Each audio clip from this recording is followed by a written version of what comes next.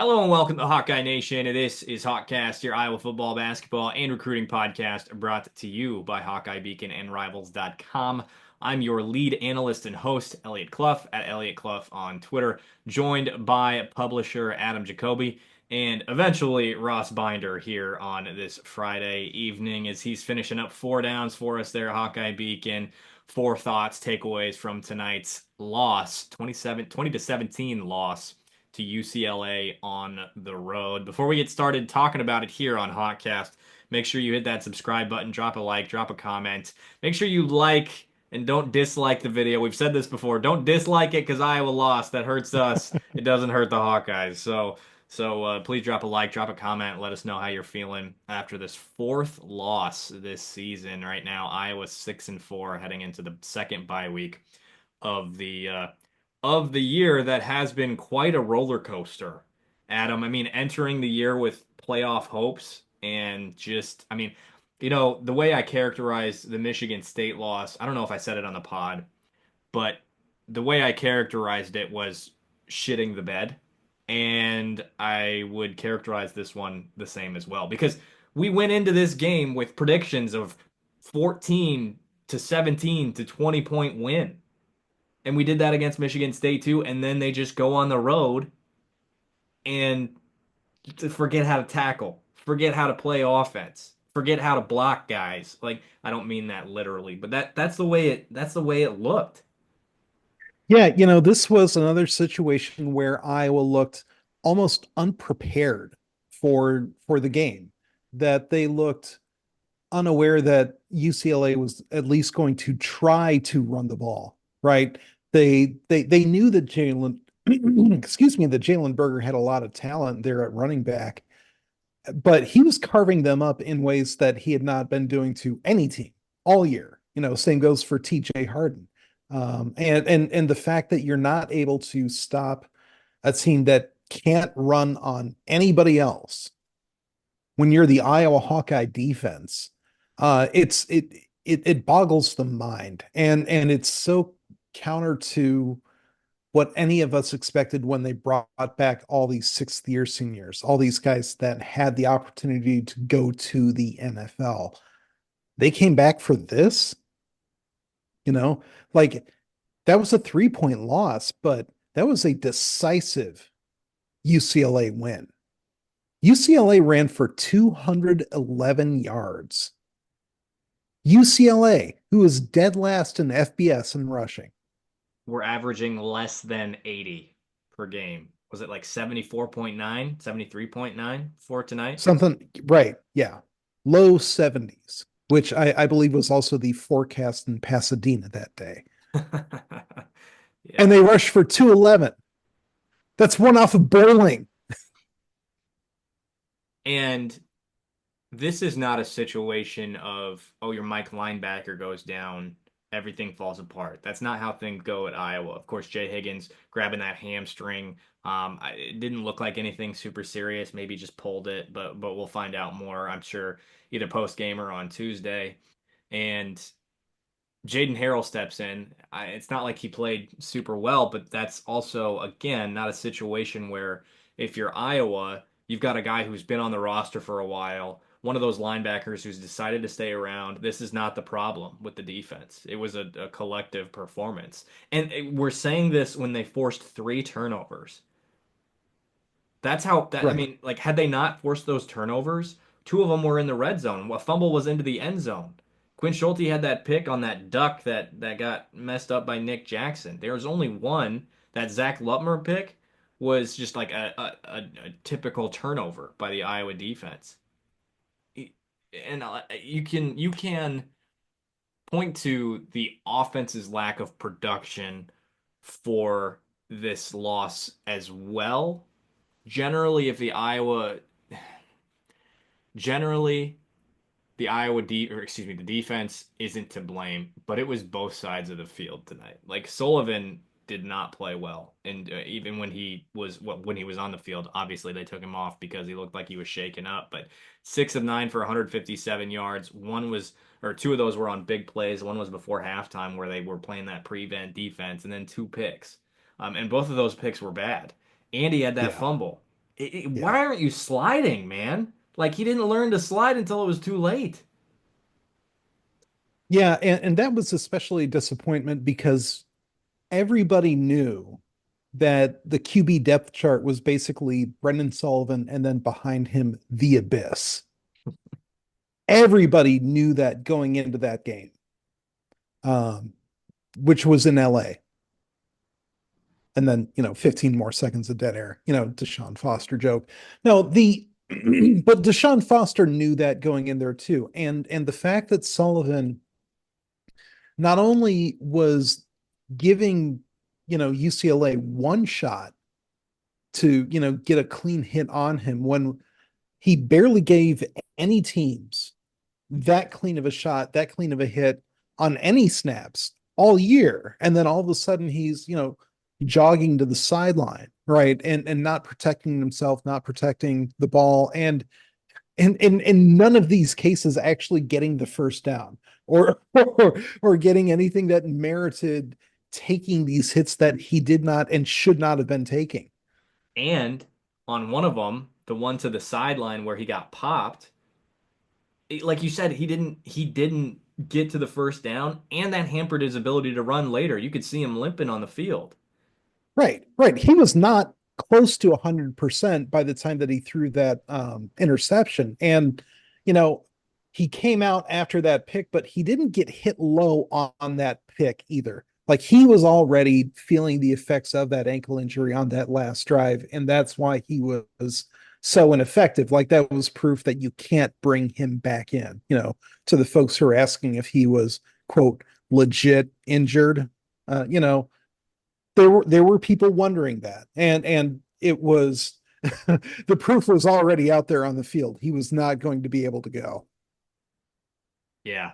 And with that in mind, maybe should have been our leading point here, but Jackson Stratton comes in, the walk on.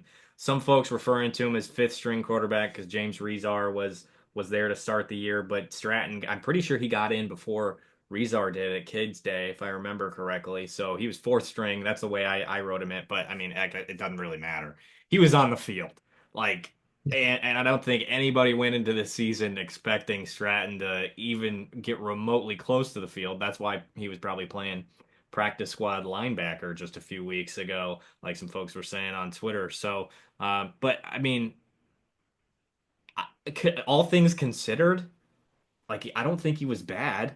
And that's why I want to write about him is because and I don't know if you saw this. I posted Jackson MF Stratton and then with the Sam Cassell big nut celebration because that's what it was, man. I mean, he stepped up and he Oh made yeah. some great throws. I mean, and there was only so much he could do given how bad the offensive line was playing, especially in pass pro. Well, I mean, in terms of the run game, they were obviously stacking the box. There's only so much you can do, right? And Sullivan couldn't beat him through the air except for the one big pass. And Stratton, they were just saying, "Hey, man, beat us. Like we'll stop the run game. You beat us."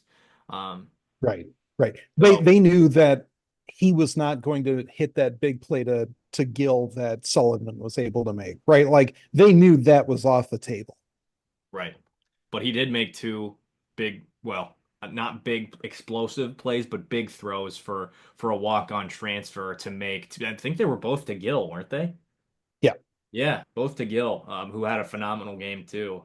But this is just a lose-lose scenario for Jackson, more or less. I mean, um, get in the game.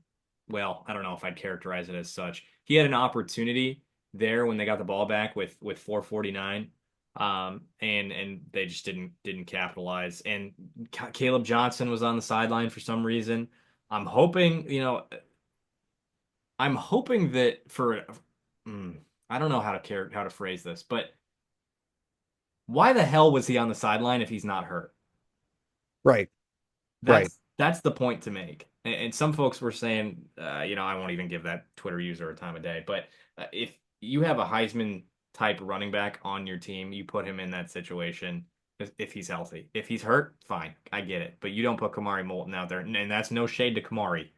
You've just got a Heisman level running back on your sideline and not putting him in the game. And to speak to how rough the passing game was, Caleb Johnson, 18 carries, 49 yards, one touchdown.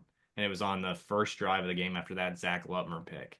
I mean, this was Caleb couldn't do anything because, well, they were stacking the box. It's everything we've heard and seen to this point in the season, but Iowa couldn't make them pay. And they were a good run defense before this too, but they really just sold out on Caleb. Yeah, and but yeah, absolutely. On that last drive, this is Caleb Johnson's opportunity to earn the Heisman hype that everyone's been asking for him. And on top of that, this is how you know this offense creates big plays. It's with Caleb Johnson making the one man miss in space, usually with a stiff arm, and then because you have run this RPO correctly, it's just beat this guy, you're gone. That is Iowa's formula for big plays this season, and it's not their Kamari Moulton formula. It's the Caleb Johnson formula. I know that they've been keying on him this entire time, but if Moulton's in there, they're just keying on a guy who does not have Caleb Johnson's skill set. And that sort of takes the highest gear off of this race car. And you need points quick. You are not going to dink and dunk and dink and dunk and dink and dunk again with Jackson Stratton. I said on Twitter that the definition of optimism was taking a 57-yard field goal off the board when Jackson Stratton's your quarterback. That optimism got paid off. They did actually, drive down, get that game tying touchdown, and, hats off. I don't know what's higher than optimism for thinking that you're going to be able to do that again in the last 5 minutes of a drive with the game on the line. Like, you need chunk plays. And you know how you get chunk plays with this offense? It's with Caleb Johnson. Now, on the last drive, that is pertinent, right? But I think they were, I mean, we can't say they weren't trying, right? With 18 carries. Oh yeah, yeah. They didn't abandon him No, by any no, stretch. No. just that last drive. Okay, all right. Yeah. Just want to make sure we're on the same page there. Yeah. And to follow up that last drive, Rhys had a terrible punt. I need to go back and look at how far that punt was. I'm gonna look at special teams here on the stats, but let's see. He had three punts of 117 yards, an average of 39 yards per punt. Rhys was bad tonight. Rhys was bad tonight. I'm gonna see if I can find that last punt too and see how far it went. But um, let's see here. Yep, 30 yards. Oh, Yeah, and it was about 35 yards in the air too. It right. was it was not only uncharacteristically short, but it bounced backwards too. Like everything that could have gone wrong with it, short of, kicking it into his long snapper's rear end, happened with that punt. It was just the worst time for the worst punt of, I mean, it's close to the worst punt of the season for Rhys. I think there's been like one worse shank, maybe two other shanks that were worse, but especially for this moment, for what Iowa needed at that point in the game, situationally, it is probably his worst punt of the season. Would you agree? Yeah, worse than the Iowa State punt. Those were the two punts that stick out Yeah. to me in my mind. At least the Iowa State punt, I think that put them put Iowa State at like the 25 or something like that. This punt put UCLA at like the 40. Like Yeah. Rhys, you've got a cannon of a leg. It's time to let that one go, man. Let it go. Like this is Iowa, you know. Yeah. Yeah. You need to just punt the hell out of it. And if it gets into the end zone, which was, sort of on the menu with a guy like Rhys, if that's the mistake you make, great. You'll take it every time. That's But more 24 like, 20 fewer yeah, yards. Yeah, that yeah, you're affording the offense. Yeah, but if that was an attempt at a finesse punt or a, get it bouncing inside the 20 sort of punt, yikes. Not the time for that. Just bomb it. Right? Yeah, That was a disappointment. And that was, one of about 5 to 10 like quote that kind of game plays, especially in that fourth quarter. Like they just kept stacking up.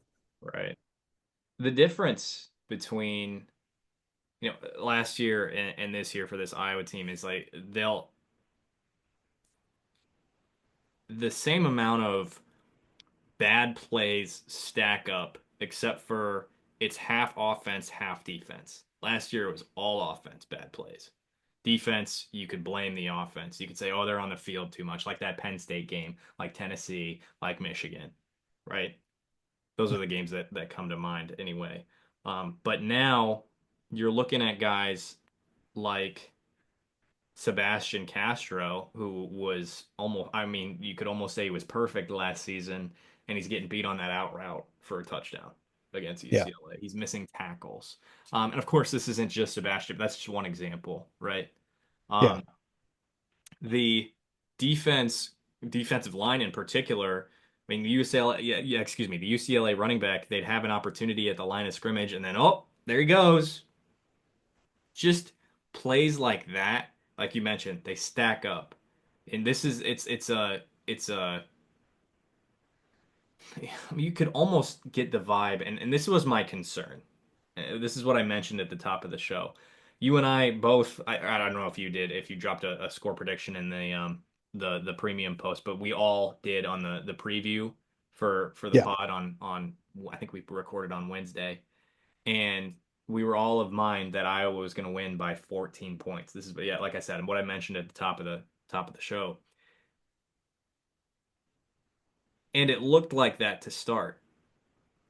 But then UCLA got the momentum, and it was like Iowa. I don't like. I'm not going to say like Iowa gave up because I don't think that's true. I fundamentally don't think that's true. That's one of the things that really annoy me about a fan base is they didn't even look like they're engaged. They didn't even look like they cared. Like, of course they care. Are you kidding me? Right. But Yeah. it was Yeah. just, They care so much more than any fan has any clue. uh-huh, exactly. Like on a cellular level, they care more than anybody who buys tickets. And that's not to denigrate anybody that fills Kinnick Stadium because they correctly say, that's one of the best atmospheres in all of college football. Has Right. nothing to do with Iowa fans. That's for all college football fans, all any sport fans.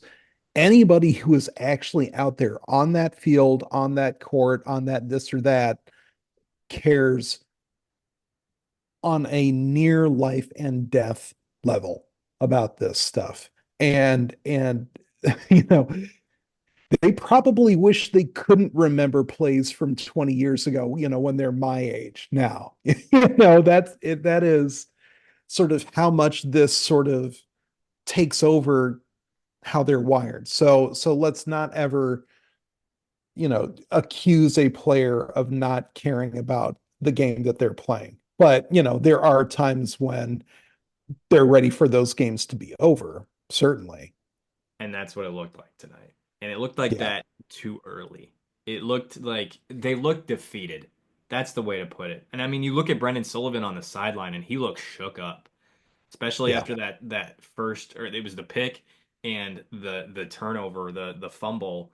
It looked like he had lost his confidence. And of course, we're not in their minds or anything like that. But that's what I perceived anyway on TV. I don't know if you did. It looks like you saw that too, Adam. Yeah, there was sort of a, 100-yard stare, quality to him on the sidelines. And of course also, we're barely getting 10-second snapshots. That might have just been him thinking about this, that. But also it correlated with what we were seeing on the field too. Right? Like it was an apt snapshot. Because yeah, he was playing tentative for the first time that we've seen him in an Iowa uniform, basically. And that was something that I don't think any of us really expected, and it's certainly not the way that his teammates ever talk about the way that he plays. Like that's the way that he practices, that's the way that he plays. And yeah, it just seemed fundamentally off from the first snap, before any big hits, this or that. It was a little bit different. It was a little bit tentative. And you can't really run an offense like this very well playing that way. And yeah, Iowa was already in trouble by the time Sullivan came out of the game.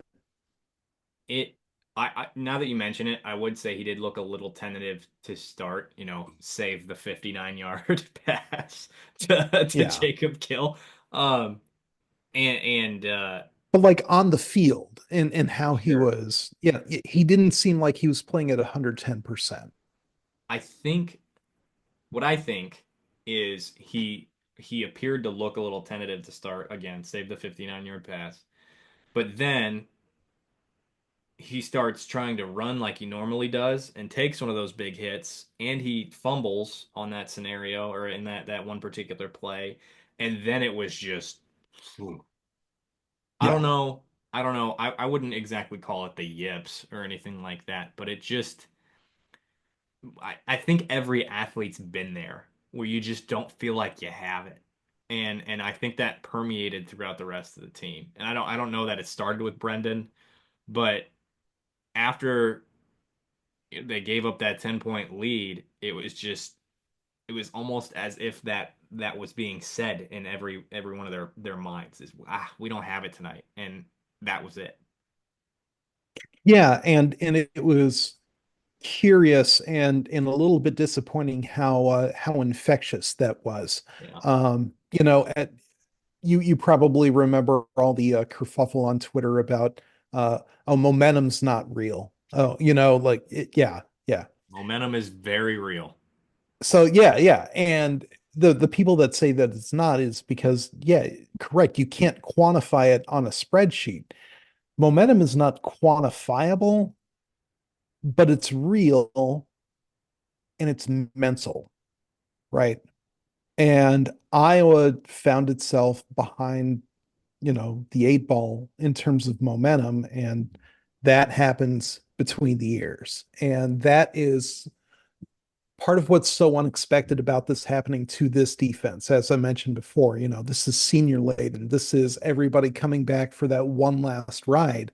And the fact that this one last ride is, giving up, I believe it was 10 third down conversions to UCLA, at least you had a nice view of it. But, at the end of the day, I mean, nobody wins like that. I'm sorry, it was 9 for 14 for UCLA on That's third better. downs. They're That's yeah, that's yeah, yeah, much better. They're I was actually remembering some second down conversions in the fourth quarter instead. Like the fact that you can't get UCLA off the field, and especially when you have again like Jackson Stratton at quarterback, that you have got to get these guys off the field. And yeah, some of it's bad luck. Some of it is, I guess there was some missed holds. But yeah, that's football. That's going to happen. And ultimately, the fact that these guys are not making that big play, in the first half, we mentioned the turnovers. All three of those turnovers were in the first half, and so, at halftime, I put a poll on Twitter like, is this the best worst game or the worst best game? And the answer really was that their luck ran out. It was a bad game where their luck ran out, and that's no way to win a game. I mentioned going in, they had to be the big play defense, and you can only get by, so far on that when you can't get the other team off the field otherwise. So yeah, absolutely a letdown and a weird, weird one. yeah. And you know the history better than I do, Adam, but yet another loss in the Rose Bowl out west. It's at this point, it's a little bit cursed. And I'm not even sure about the little bit part. But yeah, you got to go back to the 50s. I believe it was January 1st, 1959. was the last time that they won a game in the Rose Bowl. And that is, by my calculations, over 20 years, well over 20 years. So, yeah, and every time that Iowa goes out there since then, it's always some unique horror. And um, That's one way to put it. yeah, and and they pack the place. Well, I shouldn't say pack the place. They put 53,000 fans in the place, and it was a majority Iowa fans. Um, and those fans, most of them, I would wager, have some awful memory of Pasadena seared in them one way or the other, especially anyone for whom this has not been their first time there. I don't think any of them walked in there anticipating not only Brendan Sullivan gets hurt, but Jay Higgins gets hurt too. And Iowa collapses from a 10-0 lead and has the most lopsided 3-point loss in like Kirk Ferentz history. You know what I mean? Yeah. Yeah, and it was definitely lopsided. I mean, I don't know about you, but after that 10 zip lead, I had all the confidence in the world. I mean, Mhm. it looked like they were going to run away with it. And I think, I mean, it looked like a majority of people I felt like that on Twitter too. I mean, this somebody tweeted this as well and I mean, I can share my own tweet, but it's so confusing. This team is so confusing in that they'll look great. They'll look like they've turned a corner, and then they go and get flattened by a bad team. Yeah. I mean, UCLA, like we talked about their schedule just being brutal, but at the same time, they didn't like. I wouldn't say that by watching that game, they're a good football team. Iowa No. didn't look good. Iowa didn't look good. But I'm not watching that and saying, UCLA is better, right?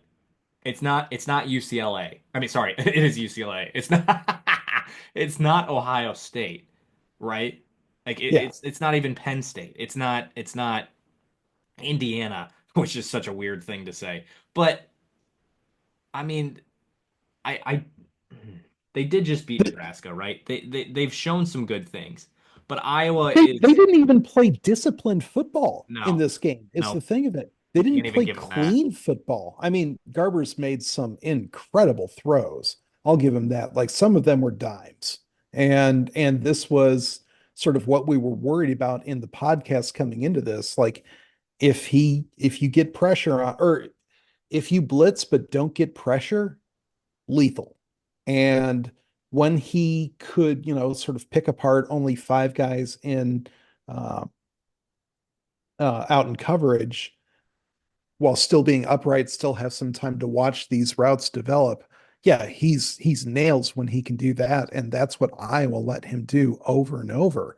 Like it's almost like there are ways that these offensive coordinators are predicting Phil Parker's own tells at some point, and that's almost sacrilegious to say or to even contemplate. But the fact that, again, I mean, we're talking about one of the greats with Eric Bieniemy here. Don't get me wrong, but that one of the greats still had this team unable to rush the football for the first 8, 9 games of the season. So Until they played Iowa. What until the they played hell? Iowa, just bizarro world there under those great, beautiful mountains, apparently. Um, 62 degrees, 23% humidity too. Sounds awful. Not football weather to me. No, sir. That's Yeah, why we but didn't go. Yep. yuck. Yeah. It was just from top to bottom a weird game. I don't normally do this. I've had these thoughts before, but I tweeted partway. It was after no, it was after that third turnover in the first half. I don't normally tweet stuff like this, but I said Yeah. this game is on crack because it was just crazy. I mean, so here's the tweet I was referencing of of my own earlier that I wrote. I said, so odd that Iowa plays these immaculate games where they flatten opponents and then proceed to go on the road and get flattened by bad teams. Yeah. Yeah, it's especially remarkable because again, we're not talking about again, they're not Ohio State, but we're also not even talking about Wisconsin.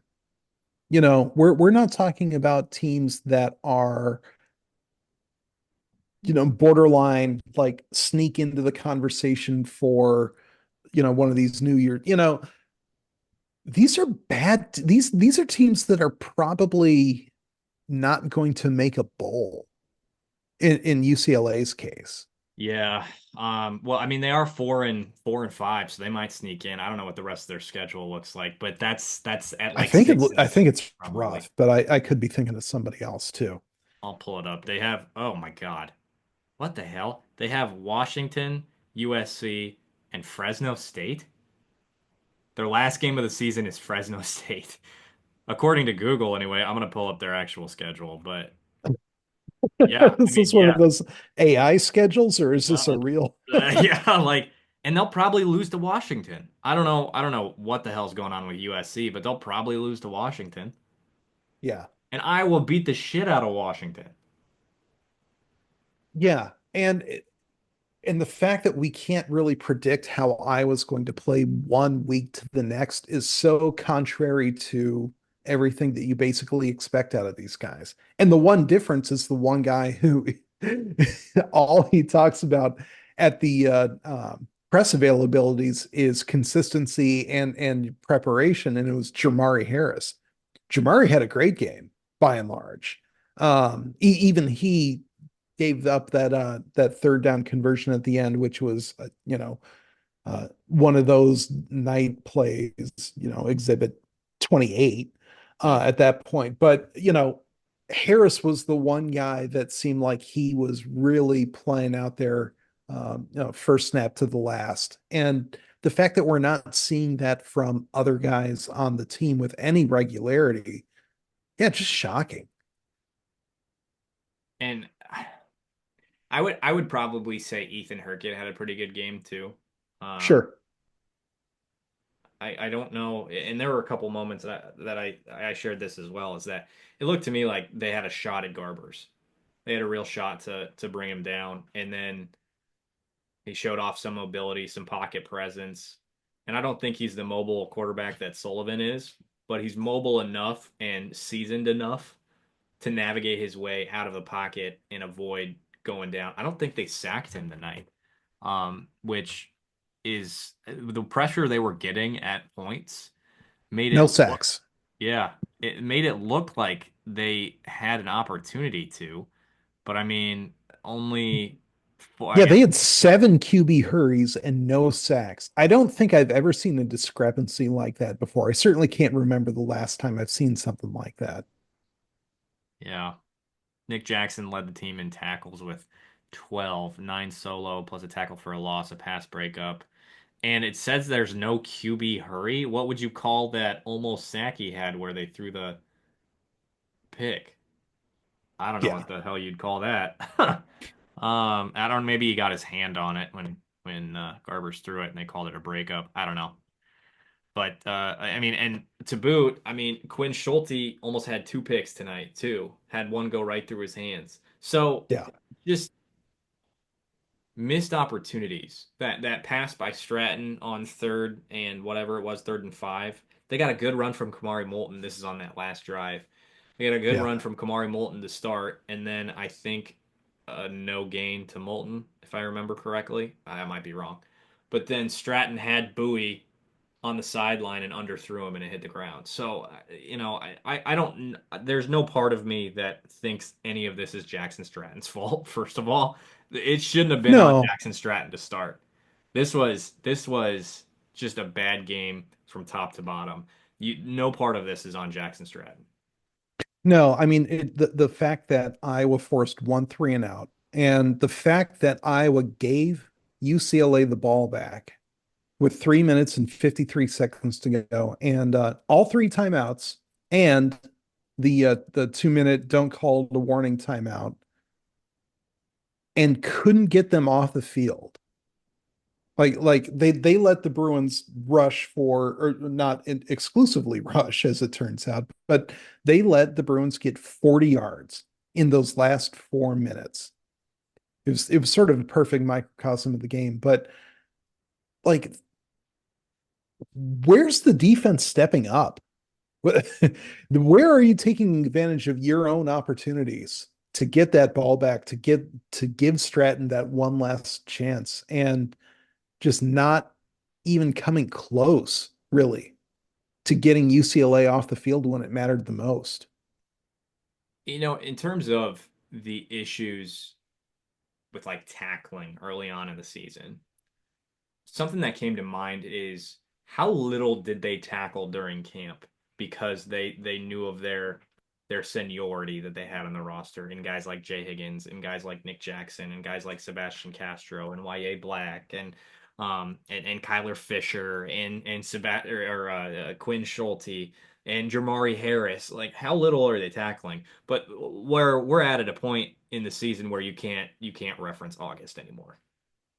Like this Oh is yeah, absolutely. this is This is unacceptable. November. Isn't November supposed to be these guys' month? Isn't this what they hang their hat on?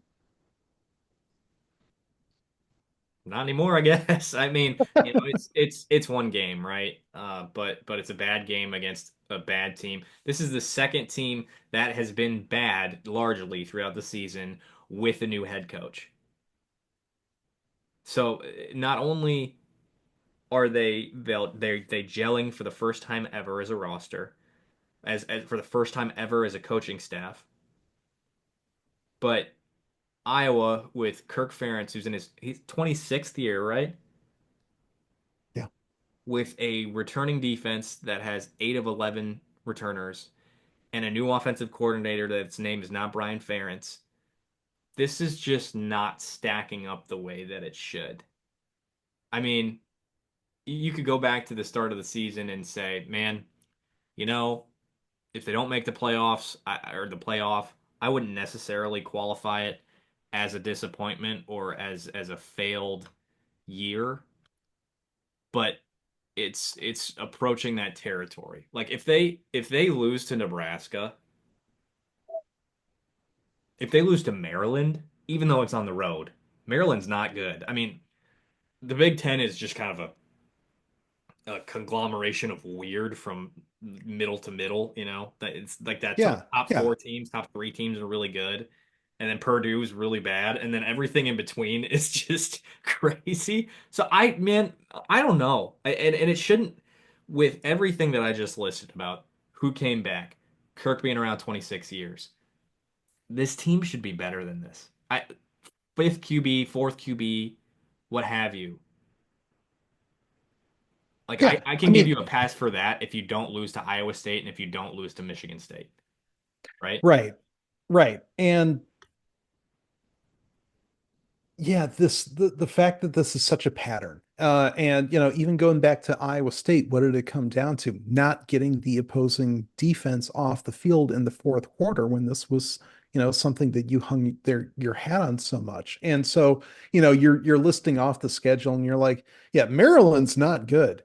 And like you're telling me it's a not good team on the road? Yeah, chalk it up as a loss. Well, you found the kryptonite again. Like this is it's so unlike them. It's so unlike a Kirk Ferentz team. Um, yeah, and now that it's going to sort of hinge on how bad this situation is for Jay Higgins. Have we gotten an update? Have we seen anything come through on Twitter in terms of I don't what's going know. on with that? Oh, okay. Here we go. From John Steppe, this is Sullivan. Oh, here we go. Hawkeyes linebacker Jay Higgins has a quote tissue issue. And then for Brendan Sullivan has an ankle sprain, is what Steppe wrote. So John Steppe from Okay. the Cedar Rapids Gazette does good work. John's a good guy. Yep. Tissue So issue. Like it's a common cold.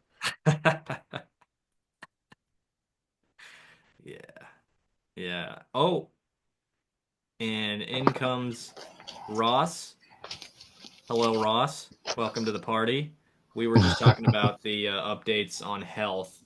Ross just got out 4 downs, which will be in the description of this podcast once we're all done, when it's all said and done. So you can check that out in the description. Ross, we were well, talking about a lot of things. A lot of things went wrong in all three phases. Bad punting by Rhys Dakin, bad defense basically the whole night except for the 3 picks, or sorry, 2 picks and one recovery, fumble recovery. Which again, you tell me Iowa has 3 turnovers on defense, and oh, done. Okay, yep. And you only watched the first quarter or whatever it was when they were up 10-0. Oh, they won by 40 again. But no.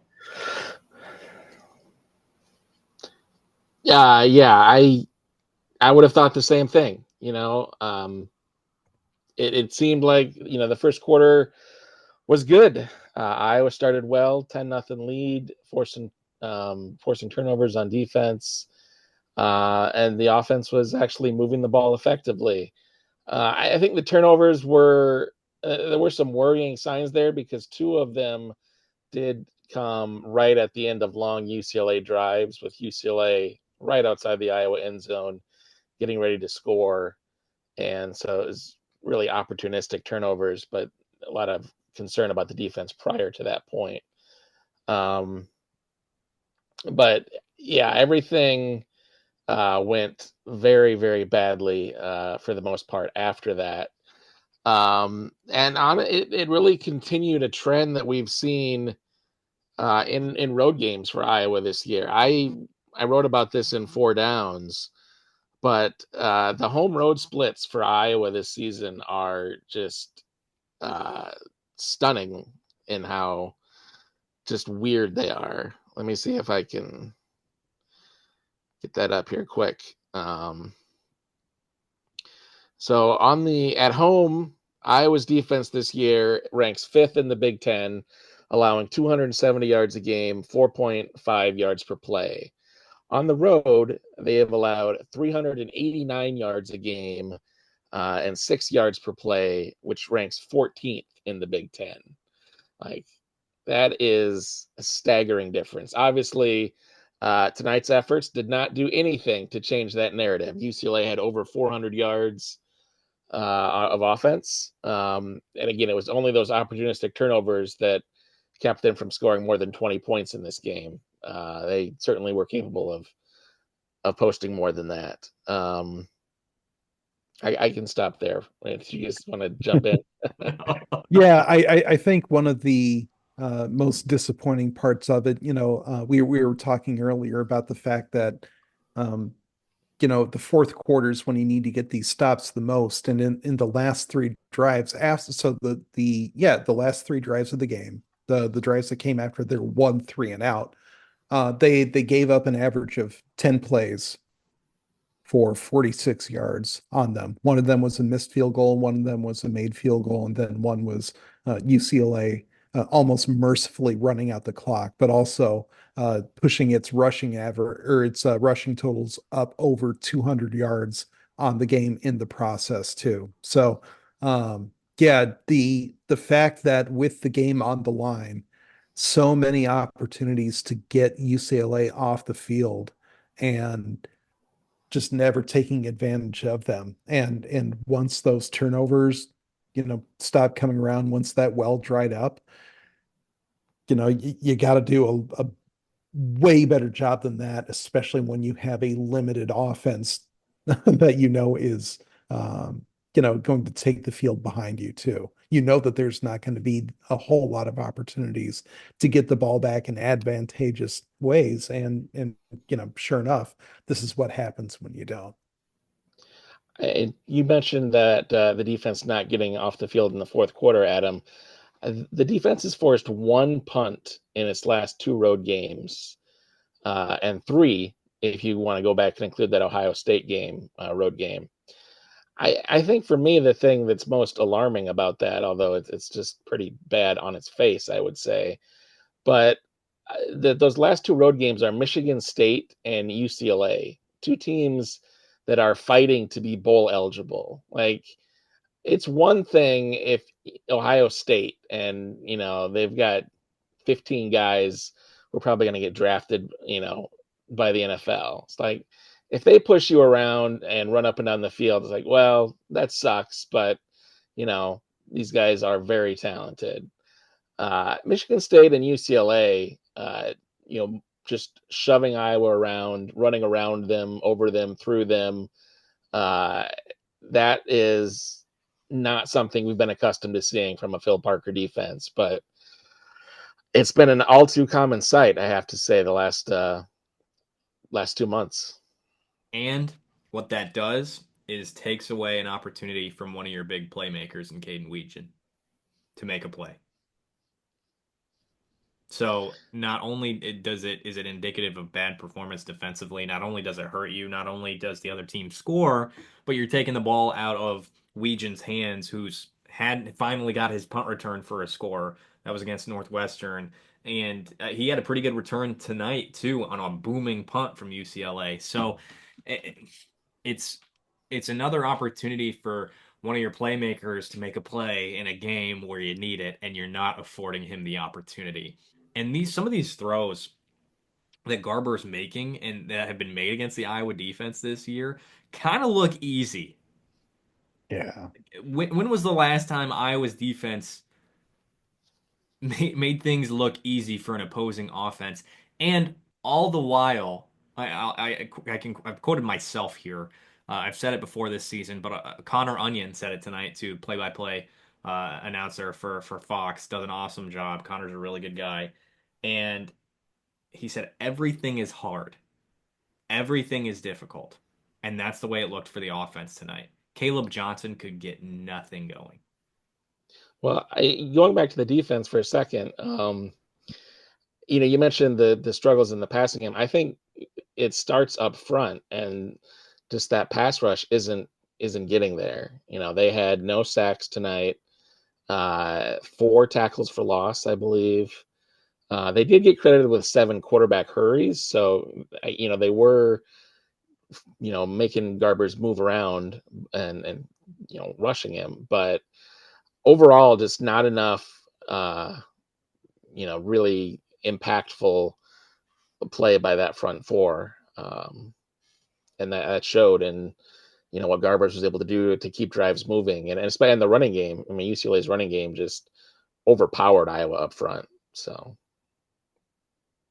And we've been going at it for what 45 minutes now, Adam. So probably That's good pretty to fast. yeah, probably good to wrap up here as it is 12:25 in the morning. We're making sure we're getting you a podcast, but um, bad taste in the mouth of the Hawkeyes as they head into the bye week, and then they go to Maryland. So not a great situation for Iowa to have to sit on this for 2 weeks.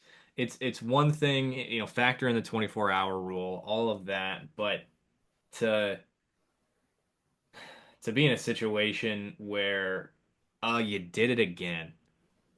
I said this to Caleb Johnson a couple of weeks ago. You did it again, Caleb, because he had another phenomenal game. Well, here we are again with the team as a whole